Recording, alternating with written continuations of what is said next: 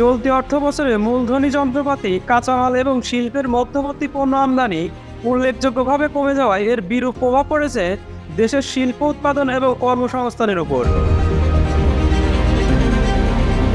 সম্প্রতি বাংলাদেশ পরিসংখ্যান ব্যুরো প্রকাশিত তথ্যে দেখা যায়, চলতি 2023-24 অর্থবছরে দেশের ফ্যাক্টরি আউটপুট বা শিল্প উৎপাদনের প্রবৃদ্ধি মাত্র 6.66% নেমে এসেছে, যা গত বছর ছিল 8.37%।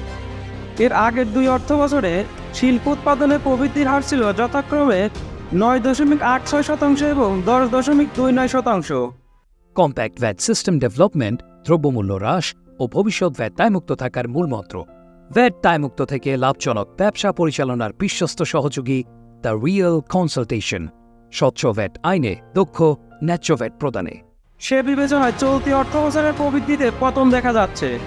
বাংলাদেশ ব্যাংকে প্রকাশিত আমদানি ব্যয় সংক্রান্ত সর্বশেষ প্রতিবেদনে বলা হয়েছে, 2022-23 অর্থবছরের জুলাই থেকে মার্চ সময়ে আগের অর্থবছরের একই সময়ের তুলনায় সামগ্রিক আমদানি কমেছে 15.5%। চলতি অর্থবছরের প্রথম 9 মাসে $4,921 কোটি মূল্যের পণ্য আমদানি হয়েছে, যা আগের অর্থবছরের একই সময়ে ছিল $5,827 কোটি। অর্থনীতিবিদরা বলছেন, বিশ্ববাজারে বেশিরভাগ পণ্যের দাম কমলেও বাংলাদেশ অভ্যন্তরীণ নানা কারণে আমদানিতে অর্থায়ন করতে পারছে না। প্রধানত ডলার সংকট, এছাড়া বৈদেশিক মুদ্রার রিজার্ভ ধরে রাখার চাপ রয়েছে বকেয়া পরিশোধের চাপও, যার ফলে আমদানি কমেছে, এতে উৎপাদনও কমেছে। বিনিয়োগ বাড়ছে না, সামগ্রিকভাবে প্রবৃদ্ধি কমে যাবে। বাংলাদেশ ব্যাংকের তথ্য অনুযায়ী শিল্পের মধ্যবর্তী পণ্য আমদানি কমেছে 14.2%। চলতি অর্থবছরের প্রথম 9 মাসে $296.62 কোটি মধ্যবর্তী পণ্য আমদানি হয়েছে। আগের অর্থবছরের জুলাই থেকে মার্চ সময়ে আমদানি করা হয়েছিল $345.57 কোটি মূল্যের মধ্যবর্তী পণ্য।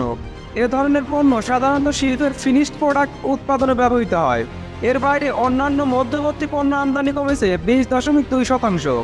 চলতি বছরের প্রথম 9 মাসে $71.5 কোটি ক্লিংকার আমদানি করা হয়েছে, যেটি আগের অর্থ বছরের একই সময়ে হয়েছিল $93.70 কোটি। একইভাবে তেল বীজ 10.1%, কেমিক্যাল পণ্য 7.2%, সার 47.4%, প্লাস্টিক ও রাবার পণ্য 13.8% এবং লোহা, ইস্পাত ও বেস ধাতু আমদানি কমেছে 8.7%। এই 9 মাসে দেশের প্রধান রপ্তানি পণ্য তৈরি পোশাক সম্পর্কিত পণ্যের আমদানি কমেছে 9.1%।